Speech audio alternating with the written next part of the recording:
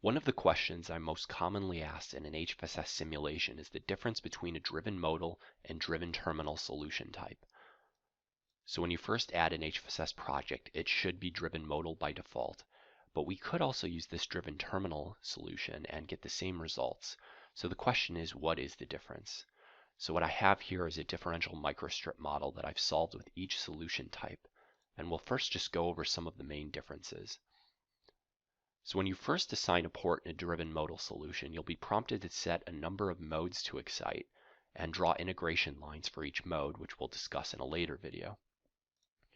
If I go to the driven terminal solution, when you first assign a port, this is the dialog box that comes up. And you'll see here that there are no mention of modes, instead there's mention of terminals. So how we excite it really depends on which terminals we use. And you'll see here that I have this option to use as reference for particular conductors. And here I've selected the ground plane in my microstrip. And if you expand the port with the plus sign, you'll see that I actually have a number of terminals listed under that port, and the ground is actually not included. So by selecting to use that as a reference, I've indicated that I don't actually want to excite that ground plane. So my field solution will be based entirely on exciting these two terminals in this solution. So going to the next difference, say I look at my microstrip terminal solution, so my driven terminal solution, and I look at the port field display after I've solved this. If you hit the plus sign, you'll see that once again I have terminals listed for each port. Now if I select one of those, we'll see the port field lines at that particular terminal. And you'll see here that it looks like we're just exciting one terminal, whereas if I hit the positive conductor, I'm exciting the other terminal. And I like to think of this sort of as how one would excite this differential structure with a VNA. We would typically impress a field pattern along each conductor and measure the reflected and transmitted voltages at each one of our VNA ports. Now if I look at the port field displays for my driven modal solution, say I select mode 1, you'll see here that this actually looks like a common mode of propagation or an even mode of propagation. Whereas if I select mode 2, you'll see this looks more like a differential mode of propagation or odd mode. So you'll see here that the field lines are not based on really the terminals themselves, but more the modes of propagation that those terminals support at this particular interface. So that gives us yet another clue as to how these differ. Now say I wanted to create a field pattern plot. So what we're going to do is we're just going to hide these ports. We're going to make this transparent. And now I'm going to plot the field along our signals and our return planes. And you'll see here I have a field plot. Now what might be of interest to anyone who simulates is exactly how we're exciting this structure when we plot these E-field magnitudes. So if you right-click on Excitations and choose Edit Sources, you'll see here that I have a window that indicates exactly how I want to excite this. And you'll see I have 1 watt set to port 1 mode 2. So this is probably the strongest indicator of how these differ. So say I want to excite port 1 mode 1 with 1 watt. I hit OK.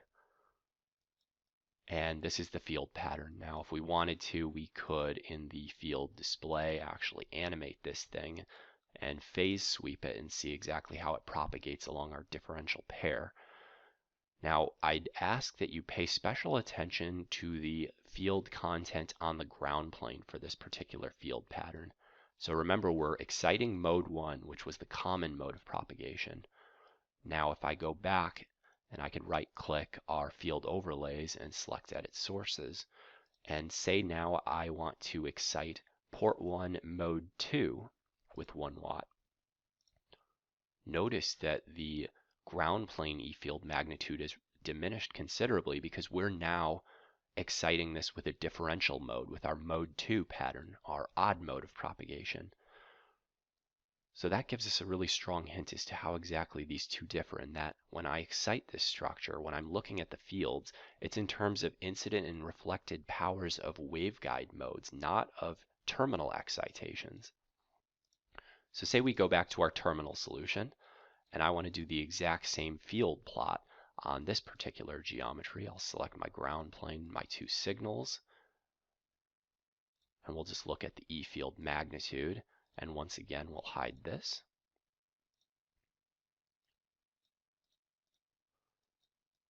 And now you'll see here that it looks like we've only actually excited one of our terminals in our differential pair.